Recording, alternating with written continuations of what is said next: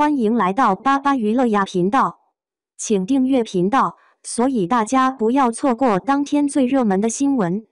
我们今天的时事通讯包括以下内容：诚毅机场暖心瞬间，扶起摔倒小孩，看到粉丝哭泣慌了神。说起来，最近这几年，大家伙对演员诚毅在公开场合的一些表现议论的还挺多，不是说他的戏演得怎么样，而是他私下里，或者说在面对粉丝和普通人的时候，那些挺琐碎的小事儿，却被不少人记住了，觉得挺特别的。咱们今天就来捋一捋，到底是怎么回事儿？为什么这些事儿能让大家伙觉得挺暖心，或者说挺符合大家对一个公众人物的期待的？这头一件要说的是，诚毅录完一个电视节目叫《快乐大本营》，从机场出来那会儿，你们都知道，明星去机场，尤其录完热门节目，那场面肯定是人多，好多喜欢他的粉丝，也就是大家常说的果果，都提前守在那儿等着了，就想看看他，问问他怎么样。当时听说场面挺热闹的，粉丝们见着他，肯定都挺高兴的，有的就喊着问他今天开心不？据说啊，他当时看着大家，脸上是带着笑的，显得挺开心的样子。就在这个挺拥挤的机场环境里，发生了一些小事儿。首先是有位小朋友，可能是在人群里没站稳，不小心摔倒了。按说，在那种乱哄哄的环境下，明星身边围着那么多人，可能顾不上注意这些。但是有人看到了，诚毅当时反应挺快的，好像一下子就注意到摔倒的小朋友了，然后就赶紧过去把小朋友扶了起来。这事儿说大不大，说小也不小，在那种环境下，能第一时间注意到并出手帮忙，确实挺让人觉得挺好的，感觉这个人心里是装着别人的。更让人觉得有点意外的是，他好像还挺操心周围的情况的。当时现场人多，肯定给维持秩序的工作人员添了不少麻烦。听说他当时还特意跟旁边的工作人员说了句话，大概意思是表示歉意，说人多给大家添麻烦了。不光这样，有人看到旁边维持秩序用的那种隔离带好像有点歪了，他路过的时候还顺手给扶正了。这些事儿听起来都挺小的，但你想想，在那种被很多人围观、被镜头对着的情况下，他还能注意到这些细节，还能主动去做这些事儿，就让人觉得这个人想得挺周到，也挺有公共意识的。大家平时可能就觉得明星嘛，只要做好自己的本职工作，其他事儿有团队处理就行了。但看到他这样，感觉就不一样了。再有件事儿是关于他过生日的时候，粉丝们为了给他庆生，可能会组织一些活动，或者聚在一起。人一多，情绪一高涨，难免就会比较热闹，声音可能就会比较大。有时候如果活动地点离居民区近，就可能影响到周围的居民，比如村子里的老百姓。按理说，这是粉丝们为了追星做的事情，如果影响到别人，应该是粉丝们自己去道歉。可后来传出来的消息是，诚毅知道了这个情况后，他自己掏了钱，买了一些礼物，然后亲自或者派人带着礼物去跟附近的村民们道歉，解释说是因为自己的粉丝庆生，给大家添了麻烦，表示歉意。这事儿听起来确实挺让人觉得挺意外，也挺感动的。你想啊，过生日本来是开心的日子，他却要为粉丝可能造成的打扰去向不认识的村民赔礼道歉。这说明他不仅对粉丝负责，也对周围的环境和不相关的人负责。他没有把责任完全推给粉丝，而是自己站出来承担了一部分，用实际行动去化解可能产生的矛盾。这种处理方式显得他这个人挺有担当的，也挺懂得体谅别人的。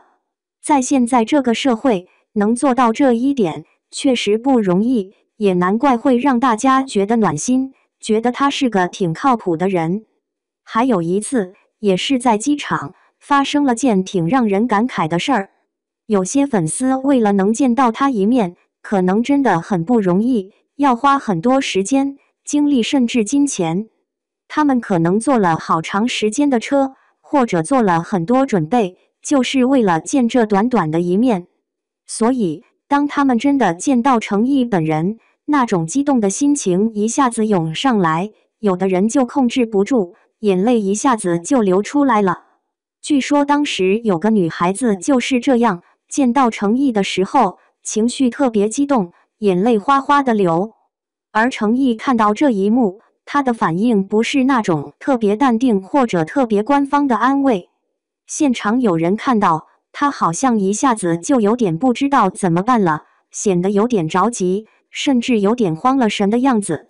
他没有说什么特别漂亮的话，就是一直在说不要哭，不要哭，要开开心心的。反反复复就是这几句，听着有点笨拙，但感觉特别真实。你想想，一个大明星看到粉丝哭了，不是摆出个完美的姿态去安慰，而是表现得像个普通人一样，有点手足无措，一心就想让对方别哭。这种真实的反应，反而让很多人觉得他不是在演，他是真的有点担心，真的希望粉丝是开心的。而对于那个哭的粉丝来说，他的眼泪可能包含了太多东西，有见到偶像的激动和兴奋，也有为了见到他而付出的那些努力和辛苦。那种喜极而泣的心情，可能旁人不太理解，但对他们自己来说，是特别真挚的情感。程毅虽然安慰的有点不熟练，但他看到了他的眼泪，也用自己的方式回应了。这份被看见、被关心的感觉，对粉丝来说，可能比什么都重要。他让粉丝觉得自己的付出没有白费，偶像看到了自己的心意，而且是真心关心自己的。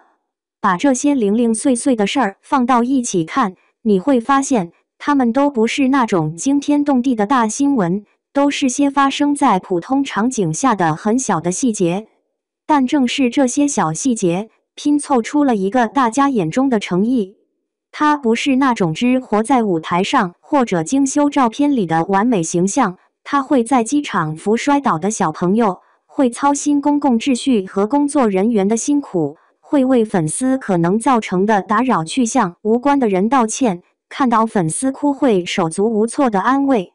这些行为都挺符合咱们老百姓心里那种对好人的定义：善良、有责任心、体谅别人、真诚。在现在这个信息发达的时代，大家看惯了各种包装和营销，有时候会觉得挺难分清真假的。但像程毅身上发生的这些事儿，因为它发生在一些比较突发或者比较日常的场景下，流露出来的感觉就比较真实。它不是那种精心策划的活动，而更像是他本能的反应或者习惯性的行为。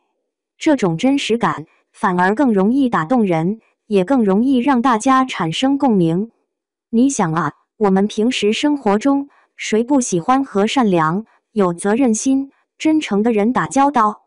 谁不喜欢看到有人在需要帮助的时候伸出手？这些都是咱们社会最基本的价值观。当一个有影响力的公众人物能在这些方面做得挺好，并且被大家看到，他传递出来的就是一种正面的能量。他不光让喜欢他的人觉得暖心，也给更多的人看到了一个人的品性往往就体现在这些不经意的小事里。所以说，这些关于程毅的暖心瞬间，其实不仅仅是粉丝之间的谈资，它也从一个侧面反映了大家对公众人物的一种期待，那就是除了业务能力，大家也希望他们能展现出良好的人品和社会责任感。而当一个公众人物做到了这一点，用自己的言行去影响和引导喜欢自己的人，那就是一件挺有意义的事情。这些事儿虽然小，但积少成多，就能让大家看到一个更立体、更有人情味的形象，也能在社会上带来一些积极的影响。